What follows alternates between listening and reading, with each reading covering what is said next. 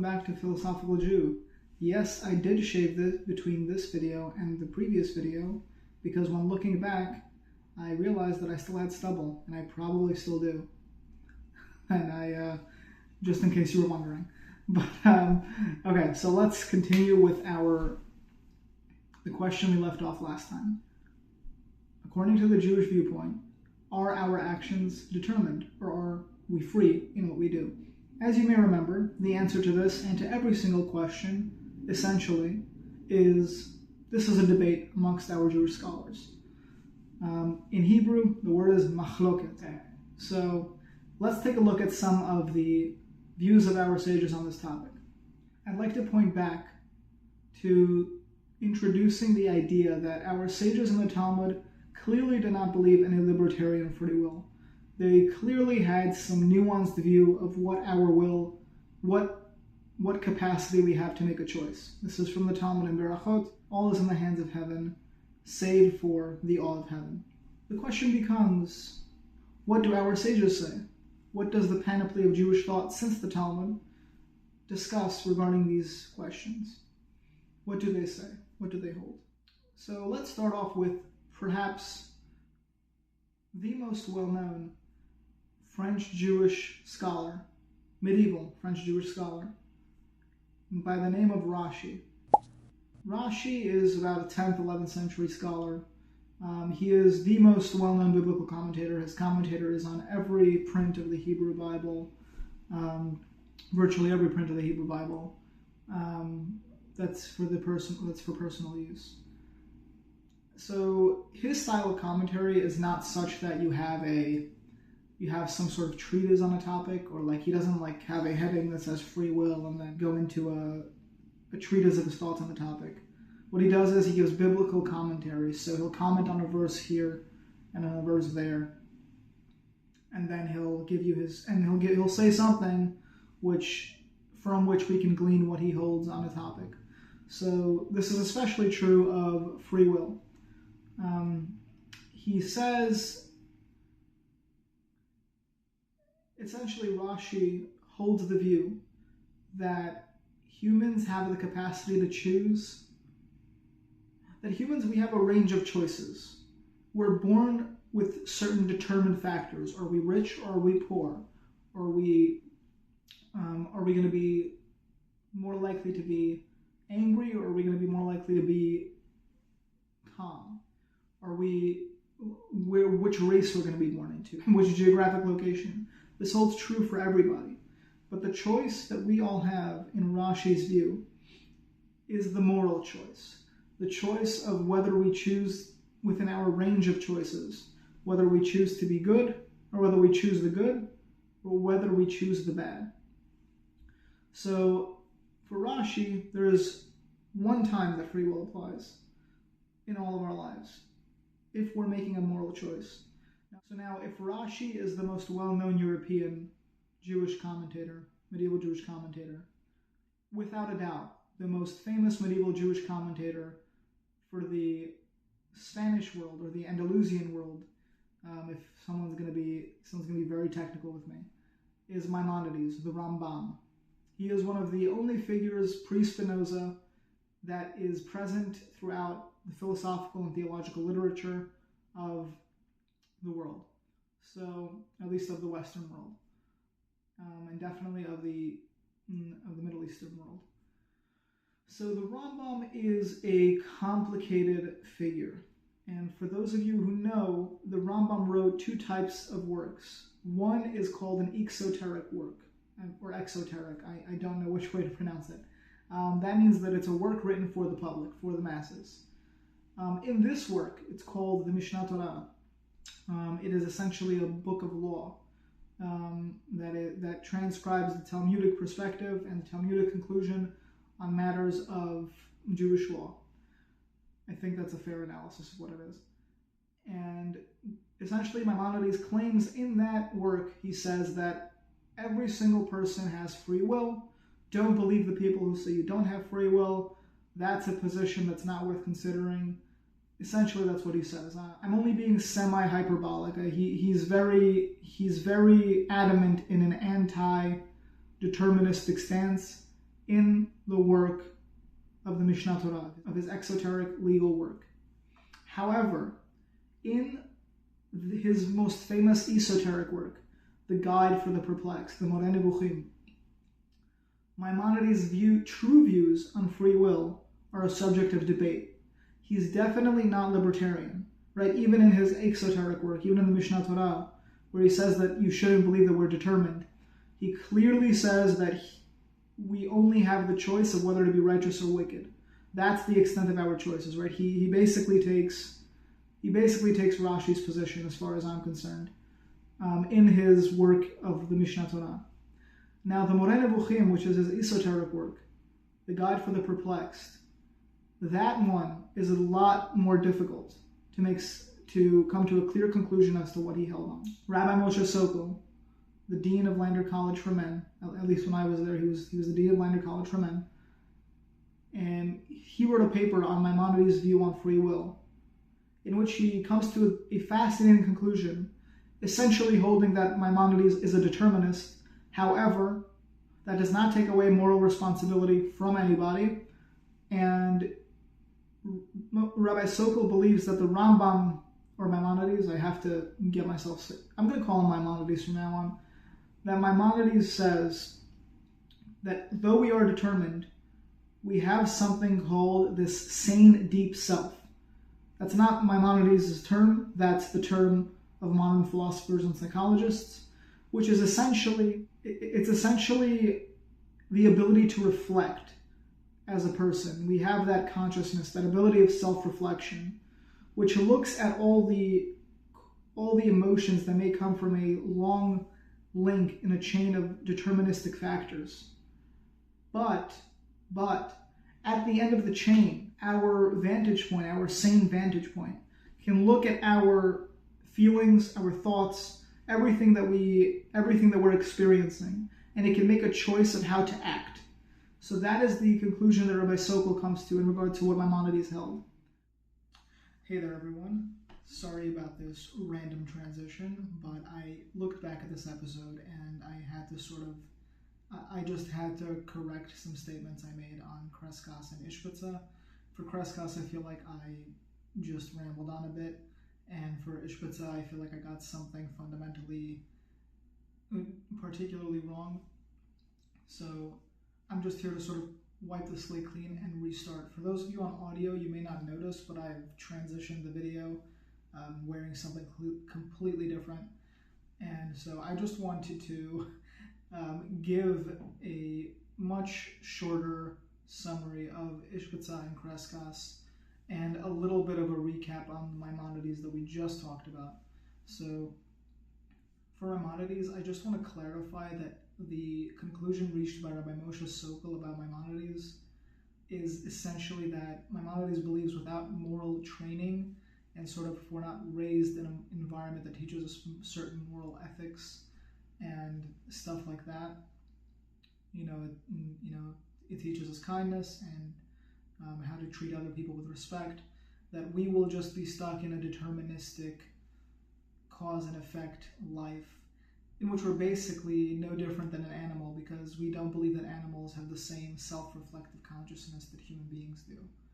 That's essentially Maimonides' position. And it's not that different than Rashi, because if you combine Rashi on his takes as to what a human being is essentially an animal with a soul, and that soul is when we use our free will to make proper moral choices. They're not really saying anything too different, but Maimonides does happen to delve into the matter a little bit more.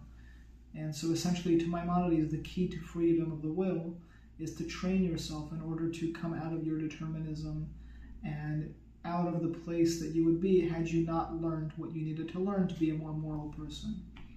That's Maimonides, just a little clarification there. Now moving on to Kreskas. Kreskas is a fascinating figure.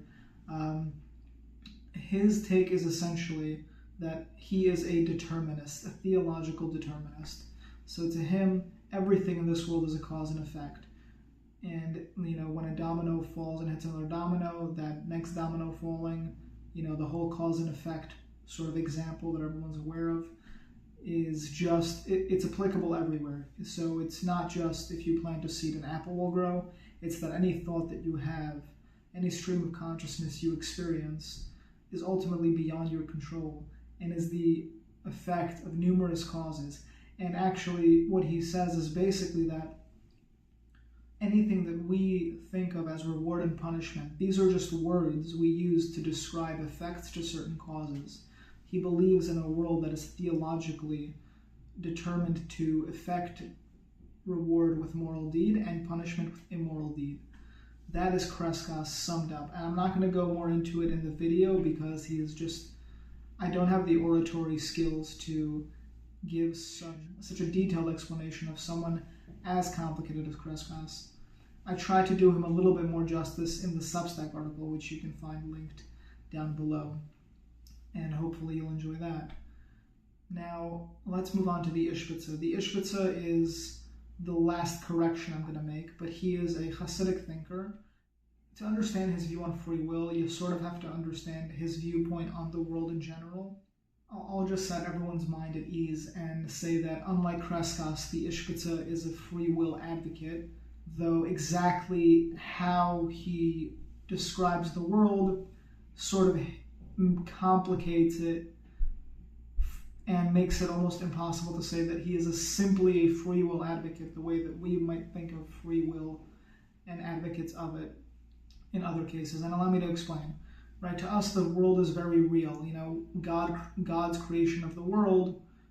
If you believe in God creating the world, then this world is a very real world, right? Like we exist, and we are real, tangible things. We have a fundamental level of reality, fundamental level of existence, which we believe is very real and very consequential. I'm not saying the Ishbitzer denies the consequentialism of our existence, but what the Ishbitzer does say, the worldview, that this world is a sort of, for lack of a better term, it's an illusion, not in the fact that it's not real, because it's an illusion cropped up by God. It's an illusion imagined by God. And ultimately, to the Ishbitzer, we are all in this illusory world that a perfect being created in order to make room for an imperfection.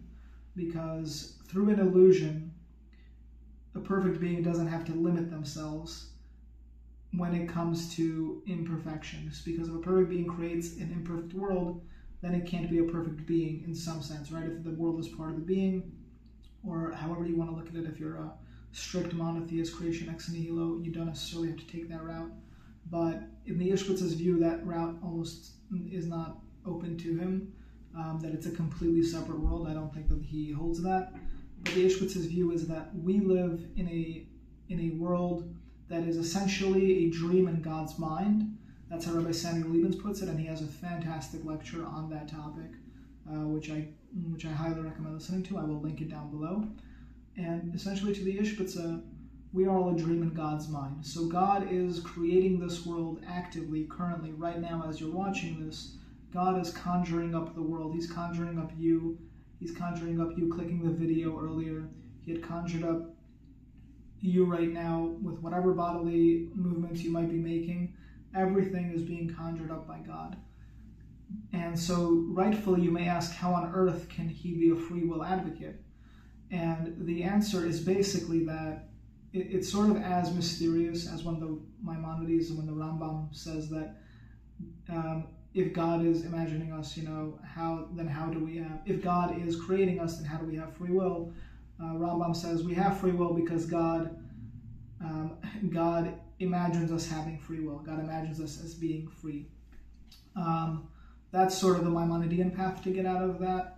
But I think the Ishbitzer has an interesting path described by Rabbi Samuel Liebens, which is essentially that a storyteller, if God's a storyteller, if we're all a dream in God's mind, and God's creating this illusory, imperfect world to his reality, right, to the fundamental existence of God, this world could be an illusory experience. But because God is this ultimate being, his illusory experience creates a very real world for the subjects of his imagination. So Rabbi Samuel Liebens gives an example of an author and the characters in a book. right? The characters in a book exist if it sort of in the author's mind and then put pen to paper. They exist in some way, but not in the same fundamental existence as the author.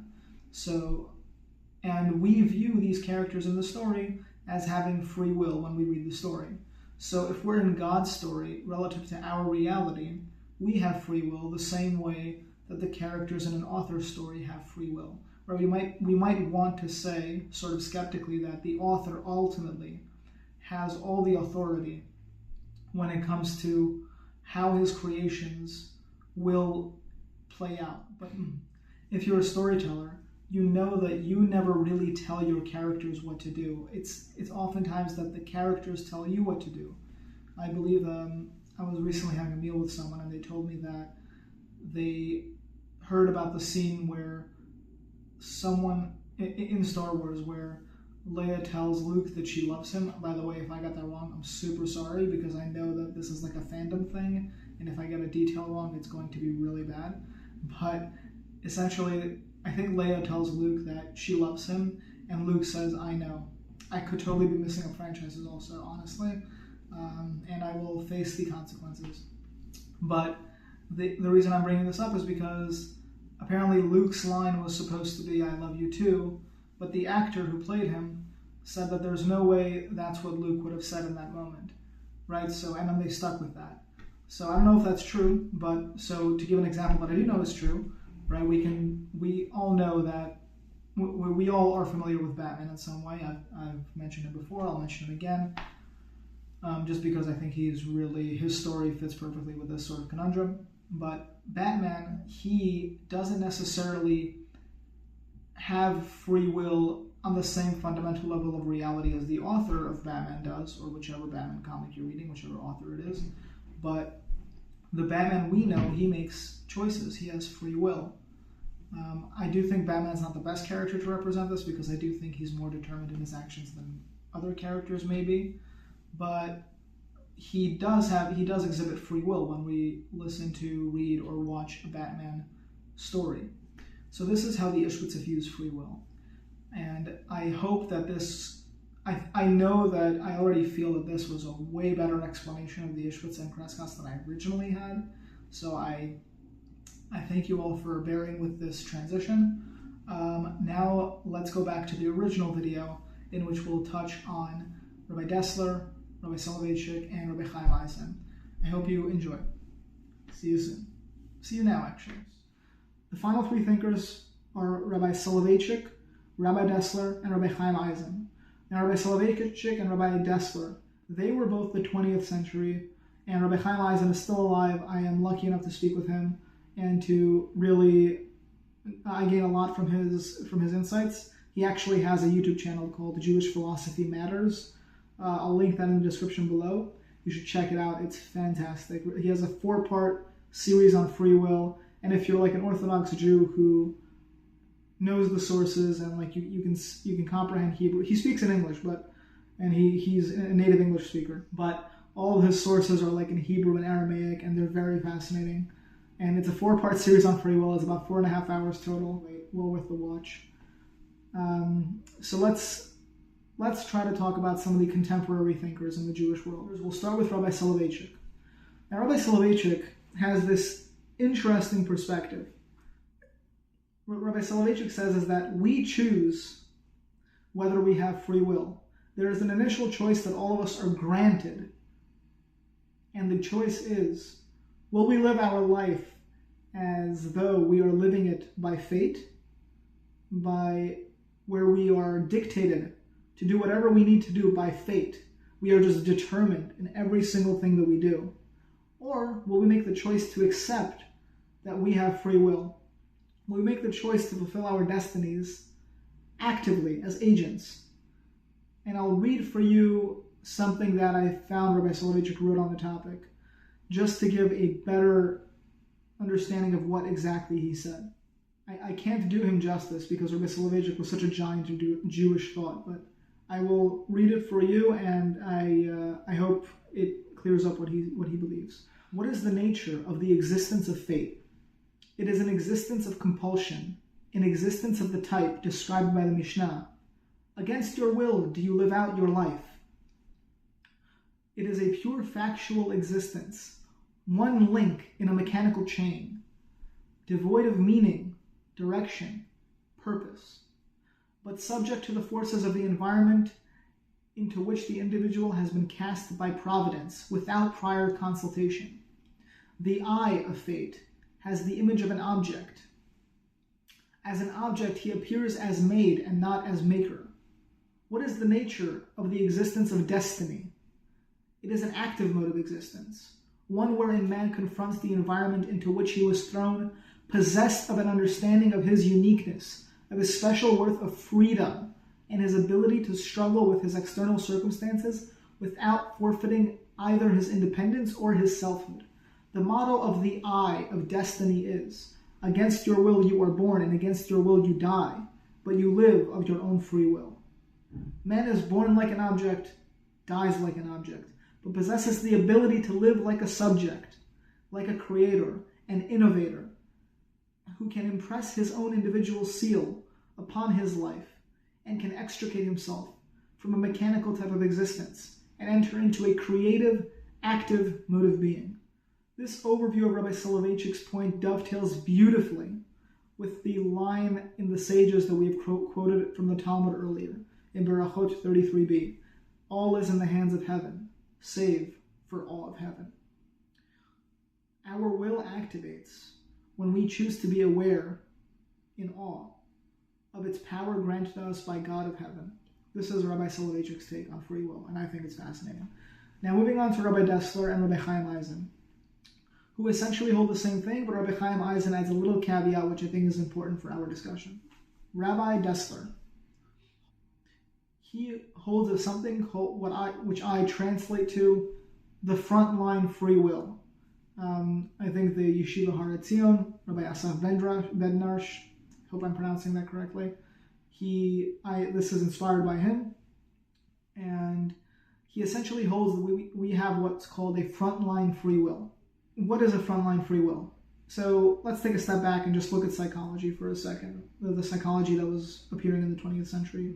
When Rabbi Dessler was alive, psychology was in its nascency. It had just become a serious discipline, and discoveries were being made back and forth, and there wasn't a breadth of perspectives on the topic. There wasn't a breadth of knowledge or information on it yet. But Rabbi Dessler clearly did not shy away from this new field of study. Rabbi Dessler, he took it head on, and he came up with some fantastic insights, which I think are well worth considering. Rabbi Dessler, he looked psychology in the eye, and he said, our subconscious can be looked at as a battlefield. On the one side of our subconscious, you have our vices. Let's call this the bad army. On the other side of our subconscious, you have the virtues. Let's call this the good army. And in the front line of this battlefield is the point of choice. So the front line is where we make a choice. There's the bad army and the good army, and they're fighting for territory. And what happens when we make a choice is one army gains ground over the other army. So if we choose the good army gains a little bit of territory. If we choose the bad army gains a little bit of territory. Now, of course, this is so powerful because what it essentially says is that your choices mold the type of person you are, right? This actually sort of sounds a little bit, as we Jews like to say, lahavdil, like Sam Harris in episode 241 of the Making Sense podcast, who says that causes matter, and that's why choices matter, right? Because we become the type of people who ceded territory to the good side or the bad side.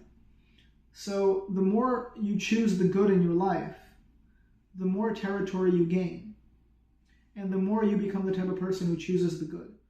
Now, this is, of course, I think this is brilliant, and I think it's intuitively, to me, it seems true.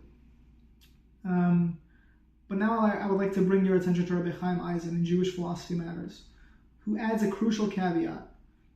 I think it's clear to anybody who watches Rabbi Chaim Eisen's videos that he has an affinity for the viewpoint of Rabbi Dessler. But he adds this crucial point, and he says, the frontline choice of free will, we don't know when it occurs, and it is a miracle that we have it. Now, what does that mean? It means that if you scientifically try to prove that you can make a choice, you will not be able to do so. How would you possibly be able to do that? We only live in a cause and effect universe. There's no way to rewind the time. That's what makes free will so important. Because at that time of that choice, we believe you could have done something different potentially. And you can never take your choices back. So Rabbi Eisen says that free will is essentially a miracle. It is a byproduct of living in an age, of living in a world that has a metaphysical undertone, that has a spiritual reality to it. And it's sort of ingrained into the experience of consciousness and the experience of our souls, that we have free will, but we might not know when. But that's why it's better to act as though we do have it. And I think this is a brilliant point by Rabbi Eisen. And I think that's all the sages. I think that let me just make sure. Yeah, I believe we have gone through every single view of the sages that I have found worth sharing on the topic. Thank you all for listening. To whoever listened until this point, really thank you so much. I know it was a lot. And I want to, again, please say that if you really enjoyed this, please share, like, and subscribe. It really helps. It keeps me motivated, which is the main reason I'm asking. And it makes me believe that what I'm doing is worthwhile, and I truly hope it is. And again, you'll see I will have a Substack article linked down below, which will delve into these topics in a more detailed way, which will have all the sources listed, and which I have personally have fun with, and I used to prepare for these videos. So go check it out. It'll be linked below. If you really, really enjoy the videos, then if you feel compelled to support this work, please support me on Patreon. The link will be down below. And thank you so much for listening and watching. And have an amazing, amazing rest of your day. And we will continue next time with the view of the modern day determinist advocates, my thoughts on their views, and an ultimate conclusion, which I'm still not sure if that'll be a separate video, on what I view about the topic of the freedom of the will, or the determinism of the will. And I hope you have a great day. Once again, see you next time.